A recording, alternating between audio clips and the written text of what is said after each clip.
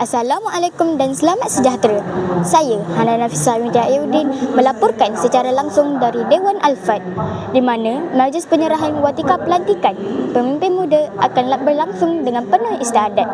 Majlis ini akan dirasmikan oleh Sarjan Masliza binti Mustar, Pegawai Perhubungan Sekolah. Antara yang menerima watika pelantikan hari ini ialah pengawas sekolah, pengawas pusat sumber, pembimbing rakan sebaya, pengawas surau, ketua kelas dan penolong ketua kelas. Mari kita saksikan.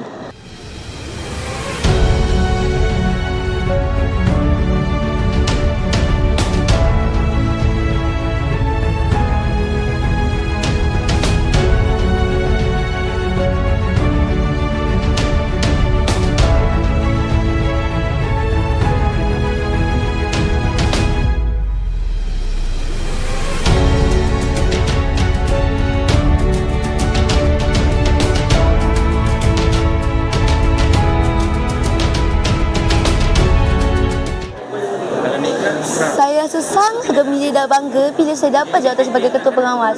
Walaupun saya gembira, saya tahu yang jawatan ini akan punya tanggungjawab yang sangat besar. Saya berharap saya dapat galas tanggungjawab ini dengan sangat baik. Saya berasa amat gembira dan berbangga kerana saya memegang jawatan seorang penolong pengawas, ketua pengawas. Ini adalah impian saya daripada tahun satu lagi. Walau bagaimanapun, saya memegang jawatan yang amat tinggi dan saya mempunyai banyak tanggungjawab. Dan saya akan melakukan tanggungjawab itu dengan adil dan saksama. Terima kasih.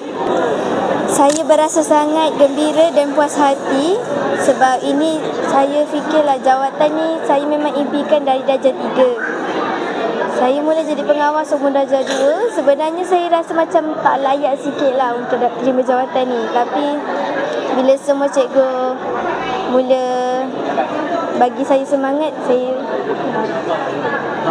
saya rasa sangat banggalah saya dapat jawatan ni. Saya berasa gembira dan berterima kasih atas pelantikan ini. Saya berjanji akan menjalankan tugas dengan baik. Sekian, terima kasih.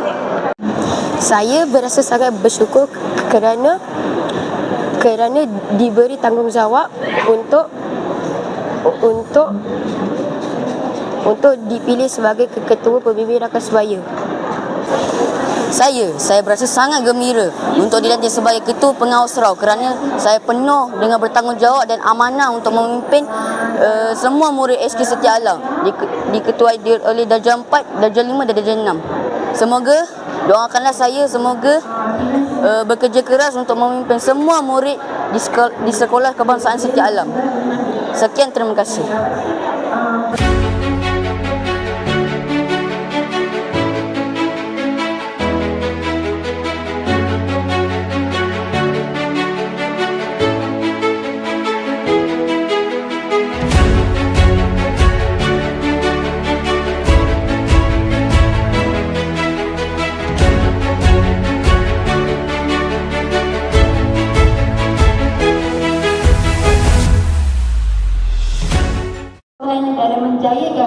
Dengan penyampaian watika pelantikan ini, diharapkan pemimpin muda akan dapat menjalankan tugas mereka dengan penuh amanah dan komitmen.